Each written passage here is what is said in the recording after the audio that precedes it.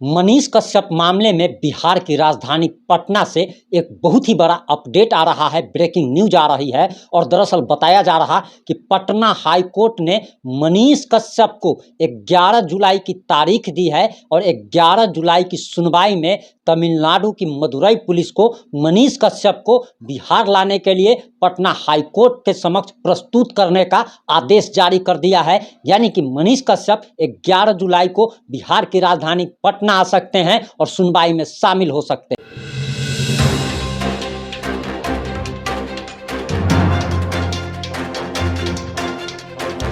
नमस्कार, मैं प्रिंस कुमार सिंह और आप देख रहे हैं पॉजिटिव इंडिया। वीडियो शुरू करने से पहले एक चीज़ आप लोग को कहना चाहेंगे कि इस वीडियो को शेयर करके और चैनल को सब्सक्राइब जरूर कीजिएगा। आप लोग वीडियो देखते हैं, चैनल को सब्सक्राइब नहीं करते, लेकिन आप लोग नहीं जानते कि आपके एक छोटे से सब्सक्राइब करने से हमारा कितना हौसला और आत्मबल बढ़ता है, जिसे शब्दों में बताया नहीं जा सकता। इसलिए चैनल को सब्सक्राइब जरूर करें और अपने दोस्तों से भी कराएं। वहीं आपको बताते चले कि जो खबर आ रही है वो बिहार की राजधानी पटना से आ रही है और पटना हाईकोर्ट ने दरअसल तमिलनाडु के मदुरई पुलिस को आदेश जारी किया है कि 11 जुलाई की सुनवाई के दौरान मनीष कश्यप को सशरीर पेश किया जाए। वहीं आपको बताते चले कि बेतिया कोर्ट ने भी आदेश तीन बार जारी किया, लेकिन 3 सुनवाई में मनीष कश्यप के मामले में तमिलनाडु पुलिस का क्या एक्शन रहा है वो आप सभी जानते हैं कि बेतिया कोर्ट के अदालत की अवमानना किया गया और 3 बार आदेश देने के बावजूद भी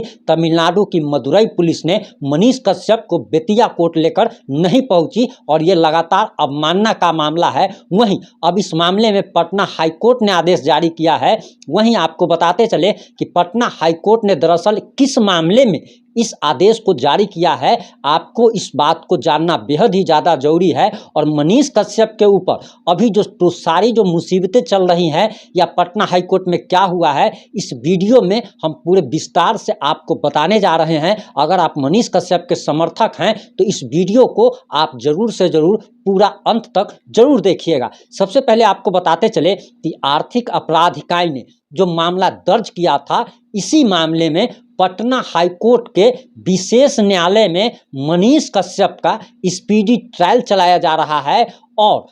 कोर्ट ये चाहती है, आप कह सकते हैं कि आर्थिक अपराध इकाई ये चाहती है कि दरअसल मनीष कश्यप को स्पीडी ट्रायल चला करके और तुरंत उसको सजा दिलवा दी जाए। और आर्थिक अपराध इकाई इसी चक्कर में लगा हुआ है और इस मामले में आर्थिक अपराध इकाई ने चार्जशीट दाखिल कर दिया है और इसकी सुनवाई की तिथि 11 जुलाई निर्धारित की गई है। वहीं आपको बताते चले कि चार्जशीट में जो आरोप लगाए गए हैं वो आपको जानना बेहद ही ज़्यादा जरूरी है, क्योंकि आप सभी लोग जानते हैं कि अभी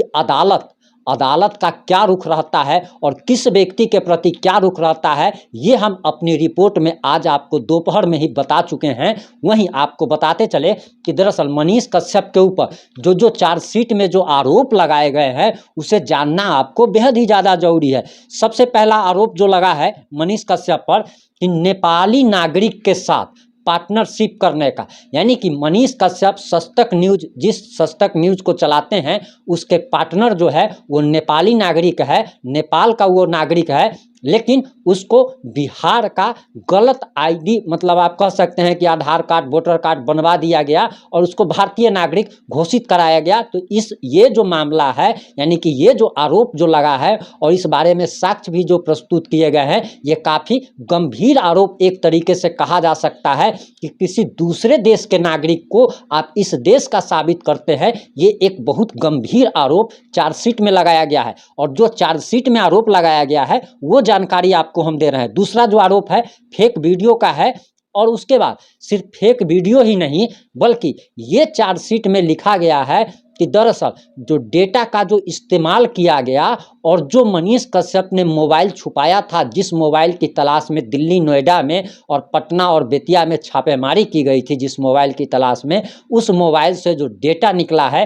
वो काफ़ी हैरान करने वाला है। और उस डेटा का कैसे इस्तेमाल किया गया है उसके बारे में चार्जशीट में विस्तृत रूप से जानकारी दी गई है। वहीं आपको बताते चले कि दरअसल धन दोहन का भी मामला है जिसमें आर्थिक अपराध इकाई जांच कर रही है, यानी कि पैसे के गबन का एक तरीके से आप कह सकते हैं। वहीं आईटी एक्ट भी लगाया गया है जिसमें कई मोबाइल नंबर का इस्तेमाल, आईपी एड्रेस का इस्तेमाल, जो कि मनीष कश्यप का है ही नहीं। यानी कि आईटी एक्ट में जो बातें चार्जशीट में जो आरोप लगाए गए हैं, ये भी काफ़ी गंभीर आरोप है कि मनीष कश्यप के बारे में चार्जशीट में लिखा गया है कि मनीष कश्यप कई मोबाइल नंबर का इस्तेमाल करते थे जो कि उनके नाम पे है ही नहीं, और वो फर्जी दस्तावेज बना करके मोबाइल निकाला गया। हालांकि ये समझ से परे है कि अभी के समय में अगर आप नंबर लेने के लिए जाते हैं तो आपको आधार कार्ड देना पड़ता है, जिसकी ऑनलाइन जांच होती है, और उसके बाद अगर आप सिम लेने के लिए जा रहे हैं तो आपके फेस का चेहरा का उसी समय फोटो लिया जाता है।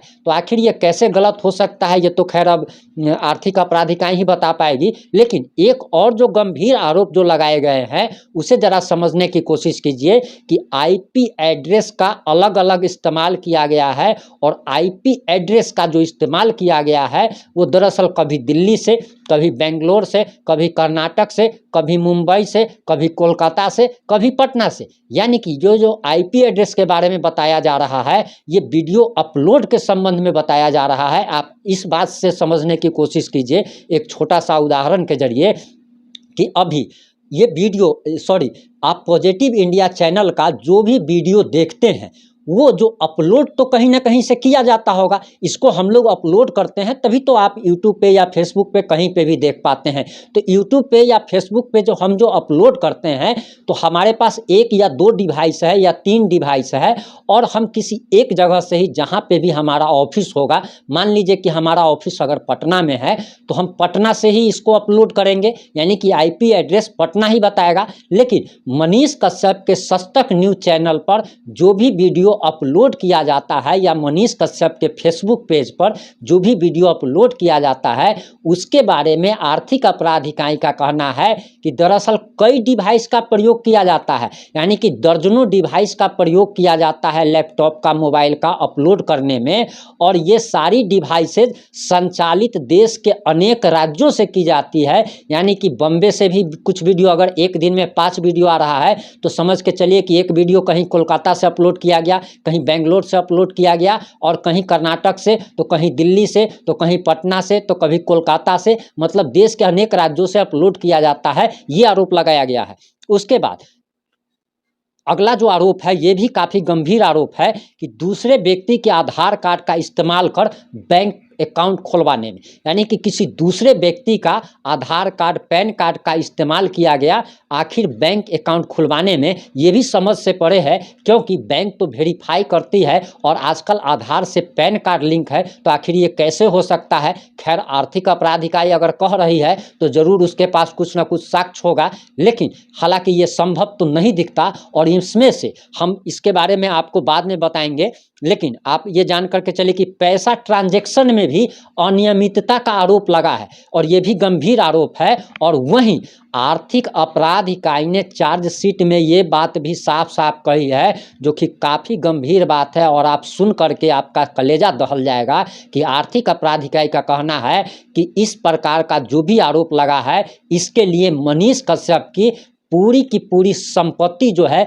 चाहे वो चल संपत्ति हो, अचल संपत्ति हो या पैतृक संपत्ति हो, उसको जब्त किया जाए। यानी कि आप कह सकते हैं कि एक तरीके से मनीष कश्यप को घेरने की तमाम कोशिशें की जा रही है। और एक चीज़ जो आपको हम बताना चाहेंगे, ये तो हमने आपको आरोप बता दिया कि चार्जशीट में क्या क्या आरोप लगाए गए हैं, और सारे के सारे गंभीर आरोप लगाए गए हैं। लेकिन आप एक बात ज़रा समझने की कोशिश कीजिए कि बैंक अकाउंट अगर आप खुलवाने जाते हैं तो पैन कार्ड, आधार कार्ड की कितनी जाँच होती है। आपका आधार कार्ड पैन कार्ड से लिंक है, पैन कार्ड आधार कार्ड से लिंक है, तो आखिर क्या कोई व्यक्ति ऐसा कर सकता है? अगर मान लीजिए कि कर सकता है तो वो बैंक का कोई ना कोई कर्मचारी उससे मिला हुआ होगा, वरना ऐसा कांड हो ही नहीं सकता है। ये समझ से परे है। जहाँ तक दूसरे नंबर को यूज करने की बात है, तो ये हो सकता है कि अगर आप अपने नाम पे कोई नंबर लिए तो आपका हम सिम ले करके उपयोग कर सकते हैं, लेकिन ये बात आज के ज़माने में संभव नहीं दिखता है कि हम किसी के दूसरे के नाम पर हम नंबर निकाल ले। अगर दूसरे व्यक्ति का आधार कार्ड लेकर के आप जाइएगा तो आपका वो लेगा ही नहीं, आपका वो फोटो जैसे ही लेगा, जैसे वो आधार कार्ड डालेगा वो रिजेक्ट कर देगा आपका। तो आखिर ये संभव नहीं दिखता। हाँ, अब अब जो बात हम आपको बताने जा रहे हैं इसे कृपया ध्यान से सुनिएगा और गंभीरता से सोचने का प्रयास कीजिएगा। हम हमेशा कोशिश करते हैं कि निगेटिव से निगेटिव खबरों को भी पॉजिटिव में बताएं, यानी कि उसको सकारात्मक भाव में आपको बताएं ताकि किसी का भी ये न हो। लेकिन अब ये जो बातें हम बताने जा रहे हैं इसे ज़रा दिल थाम के बैठिएगा और आज हमें लग रहा है कि आप लोगों को सच्चाई बताना बेहद ही ज़्यादा ज़रूरी है कि मनीष कश्यप पर हमने के पूरी की पूरी आप कह सकते हैं कि चार्जशीट जो दाखिल की गई है उसको पूरा का पूरा पढ़ा है और उसमें जो गंभीर आरोप लगाए गए हैं आप ये समझ करके चलिए। हम आप लोगों को कोई डराने का प्रयास नहीं कर रहे हैं,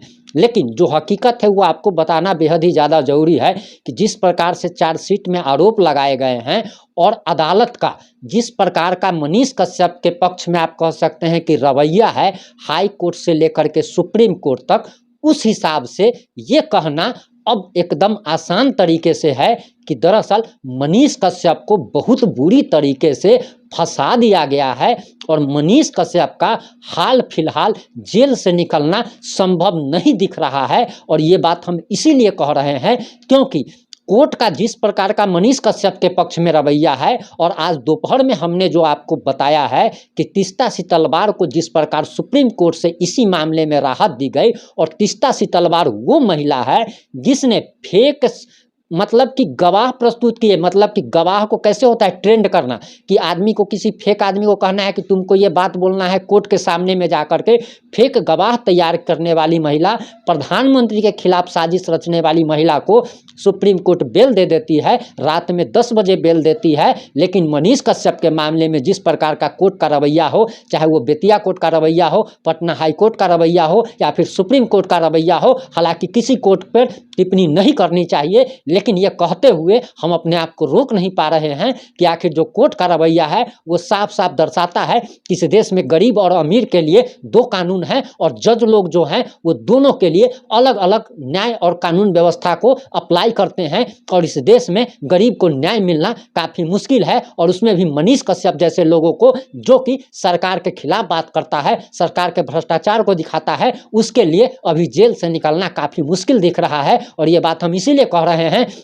क्योंकि आप इस बात को ज़रा समझने की कोशिश कीजिए कि क्या किया जा रहा है। अगर एनएसए भी अगर हटा दिए, पहला चीज़ तो एनएसए लगाया गया 11 महीना आप जेल में रहिएगा, और एनएसए भी मान लीजिए कि 11 महीना बाद हट जाएगा तो आप जेल में आपको कैसे सालों सराया जाए, उसके लिए क्या किया जा रहा है कि स्पीडी ट्रायल चला करके आपको सज़ा दिलवा दी जाएगी और जब आपको सज़ा हो जाएगी तब आपको जितना साल आपको सज़ा दे दी जाएगी कोर्ट के द्वारा, माननीय अदालत के द्वारा, उतना दिन आपको जेल में रहना पड़ेगा। हाँ, ये हो सकता है कि आपके घर में कोई मर जाए, आपके घर में किसी की शादी हो, कोर्ट को दया आ जाए तो 2 दिनों के लिए आपको पैरोल मिल जाएगा आनंद मोहन की तरह, वरना आपको जितने साल की सजा मिली है उतने साल आपको जेल में रखा जाएगा। और ये एक रूप से मानसिक रूप से मनीष कश्यप को तोड़ने की पूरी साजिश रची जा रही है कि आखिर आप सोचिए कि जो व्यक्ति अन्याय के खिलाफ आवाज उठाता था आज वो तिल तिल करके मरने को मजबूर है। आपके लिए 1 दिन 2 दिन 10 दिन गुजर रहा है, लेकिन वो व्यक्ति जेल में अपना एक एक पल एक एक साल की तरह कैसे काटता होगा। और उसको मानसिक रूप से पूरी तरह तोड़ देने की साजिश है कि वो जेल से भी निकले तो अन्याय के खिलाफ बोलने के लिए बोलने के लायक न रह जाए और उसको बोलने के लायक नहीं रहने दिया जाए। और इसके लिए स्पीडी ट्रायल के तहत मामला चलाया जा रहा है। और जिस प्रकार के आप कह सकते हैं कि एक तरीके से कह लीजिए कि जिसके ऊपर सरकार लग जाए, अब आपको यही कह सकते हैं हम मनीष कश्यप के समर्थकों से, और ये हमारी व्यक्तिगत राय है कि अब कोर्ट पर अब ना तो हमें कोर्ट पर भरोसा है और ना ही हमें यहाँ की सरकार पर भरोसा है। अब एक ही भरोसा बचता है और वो बस ऊपर वाले पर कि ऊपर वाला ही कुछ न्याय कर सकता है। अब हमें नीचे वालों से कोई उम्मीद नहीं दिख रही है, क्योंकि जिस प्रकार का कोर्ट का रवैया है, आप जरा सोचने का प्रयास कीजिए कि वही एक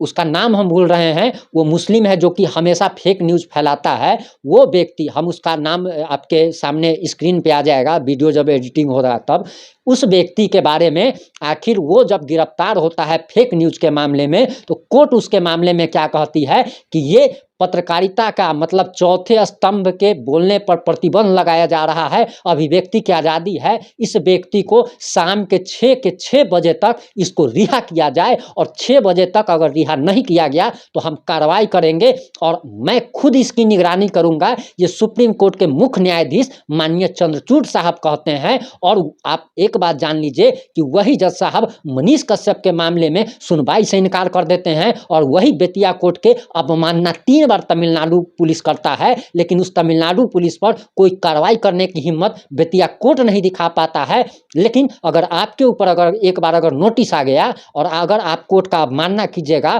तो आपको सही सांझ पुलिस उठा के ले जा करके और जेल के काल कोठरी में बंद कर देगा। तो जिस प्रकार का अभी हो रहा है उस प्रकार से ये समझना थोड़ा भी मुश्किल नहीं है कि मनीष कश्यप अब भगवान भरोसे बचे हुए हैं, राम भरोसे बचे हुए हैं और किसी कोर्ट पर, किसी न्यायालय पर और किसी सरकार पर अब भरोसा नहीं बचता है। हालांकि अगर केंद्र सरकार अगर कुछ चाहे या अब तो केंद्र सरकार तो साफ साफ समझ लीजिए कि तीस्ता शीतल बाढ़ का जो कि नरेंद्र मोदी इस देश के प्रधानमंत्री के खिलाफ जिसने साजिश रचा और उसको ये कोर्ट दे देता है और केंद्र सरकार कुछ नहीं कर पाती है, तो मनीष कश्यप के मामले में क्या करेगी ये कहना जरा मुश्किल है। और इस मामले में आपकी क्या राय है, आप अपनी अनमोल राय जरूर दीजिएगा। जुड़े रहें हमारे साथ। चैनल पर अगर नए हैं तो चैनल को सब्सक्राइब कर लीजिएगा। इस मामले में जैसे ही कुछ नया अपडेट आएगा हम आप लोगों तक जरूर पहुंचाएंगे। जुड़े रहे हमारे साथ। जय हिंद, जय भारत, जय जय बिहार।